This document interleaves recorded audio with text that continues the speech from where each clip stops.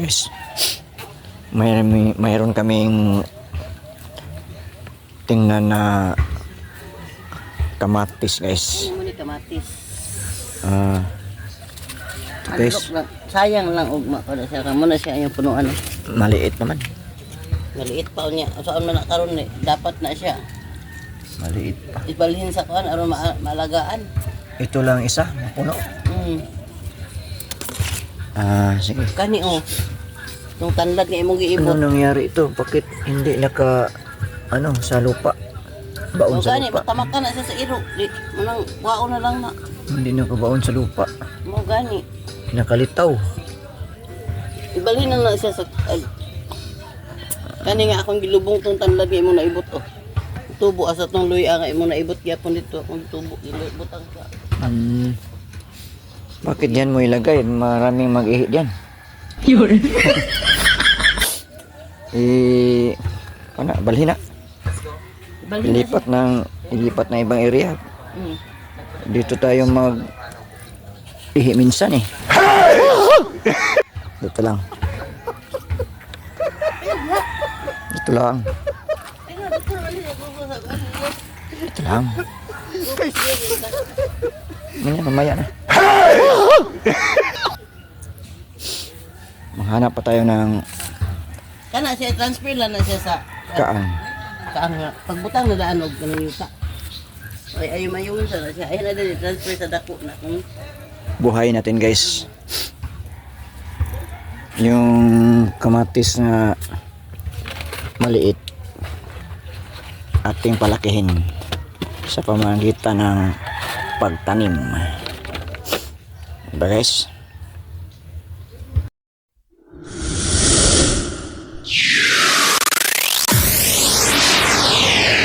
Kuha tayo ulit ng lupa guys para sa kamatis.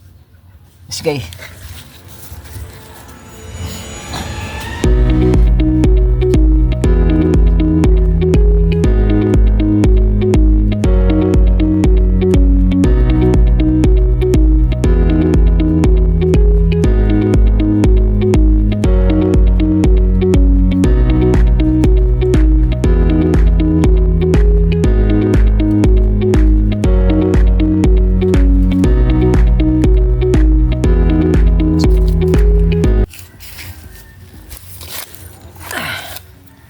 Lagay natin sa plato guys kaya mayroong butas yung guys yung kaang.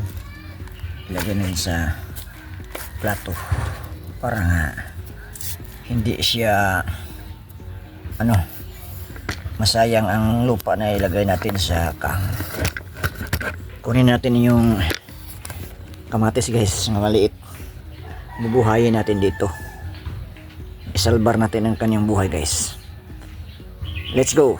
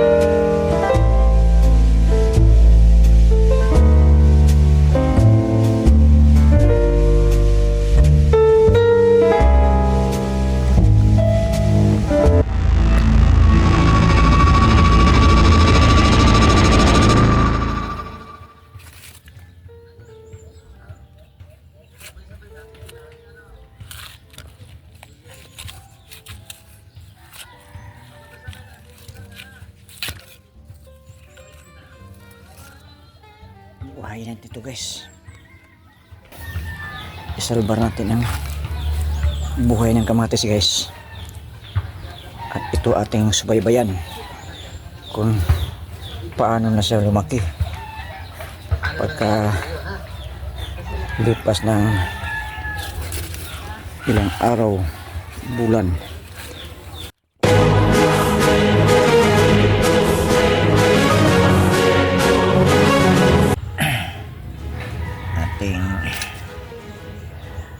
Hintayin sa paglaki ito guys. Kamatis. What? Lumaki ka. Lumaki ka para mayroon kaming magamit kinabukasan sa mga lutuin naming gulay. Sana all. Dapat ka lumaki ha. Yes! Huwag kang pa punto sa mga mananap. Yes. Diligan natin guys ng tubig. Ito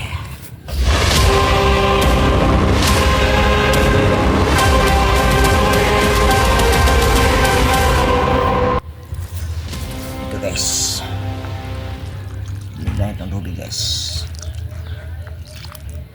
At huwag kayo mag-alala guys, i-update ko kayo sa kamatis na to kung malaki na ba o ano nangyayari sa kamatis na to.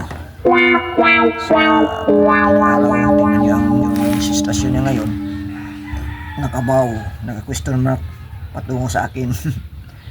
O tingnan natin sa sunod na araw kung naka-question mark na pa ba siya. Kailangan itong monitorin natin kasi ito lang trabaho natin vlogger.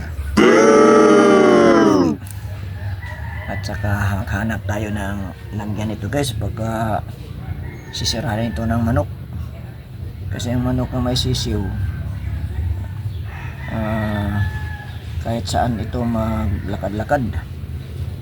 Itong sibuyas, yung manok na may sisiw, may inayan, ito ang dahilan bakit ang sibuyas nasira. Oh no! Kaya maghanap tayo ng kalagyan dito para hindi masira ng manok, para may dalang sisiw. Perfect. Dito lang natin ilagay guys. Dito natin ilagay ito. Lagay natin dyan para nga safety siya. Ayan, para safety siya, hindi naman siguro ito masira sa manok at sa kairo. Okay guys, hanggang sa sunod guys. Ito lang aking i-vlog kasi nakita sa misis ko itong kamatis na sa aming pintuan. Talagang may experience din ako sa kamatis yan dahil dati ako nagtrabaho ng kamatisan ang Philips Bukidnon. Private na farm yan ang tinatarbuan ko guys noon pa. May 15 years pa ko noong araw. Kasi may experience ako gaano ito palakihin, gaano ano ang i-apply na abono, at ano ang dapat niyang gawin sa paglaki na sa noong araw guys. Paglaki nito, maraming mga puno yung mga kamatis noon kasi ito isa lang puno, pero mayroong inalagay na stick kawayan para magairan sa kamatis para hindi matumba. Mayroong taingan ito, yung anong tawag ng bugkusan ba, talian para hindi mabagsak si yuta kasi mabigat ang bunga niya. Dapat talian siya ng straw at saka mayroong stick na kawayan para dito dito mahatag pirsa ang puno niya sa paglaki na ito. So hindi na ako problema dito kasi may experience ako dito sa kamatis na yan. Okay guys, ang inutos sa asawa ko guys, mayroon pa itong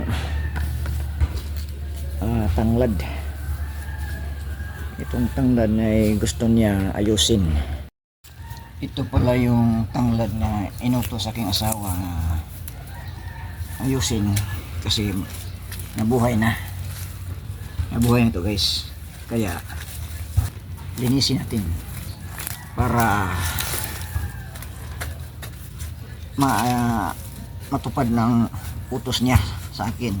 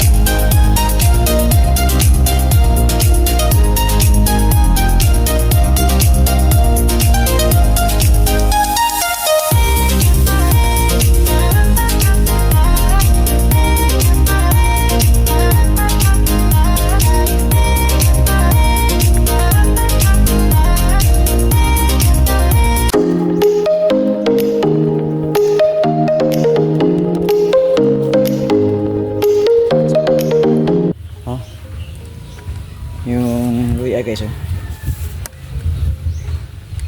Luya guys. Tanim to sa misis ko.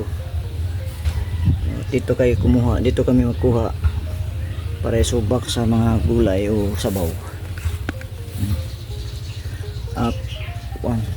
Apat ito nga puno guys. Apat nga puno to guys, oh. Ito. So, malinis na guys. Yung tanglad guys, linis na. Linis na. Buhay na sila. Aloe vera. Gamot sa wala nang buhok. At saka mayroon pang pinya guys, oh. Pinya. Wala pang bunga guys, pinya.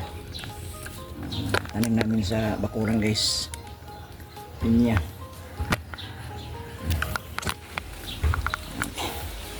Ito guys, dahan-dahan natin linisin to. Matapos din lahat itong paligid natin, mag-isip tayo kung anong tanim natin sa lupa. Kasi problema dito guys, kahit anong itanim mo dito hindi mabuhay. Ewan ko, noon pa nagtanim kami ng mani, hindi nabuhay. Nabuhay naman pero walang unod. Ang saging nabuhay pero walang bunga. Yun ang sakit dito sa lupa guys. Yun dahilan bakit na-discourage ko sa pagtanim ng mga ano-ano. Kasi tingnan yung saging, nabuhay naman sila pero walang bunga. Kaisa lang ako naka-harvest niyan mula sa pagtanim niyan. Saging okay dito sa lupa na yan, maraming bunga. Naka-harvest kami itong saging ng lupa, marong bunga kasi. May bunga kasi, oh. Kita niyo guys, may bunga. So So malapit na yung harvest. Kaya pare, oh, saan kayo punta? Uwa. Nagulwa. Ah.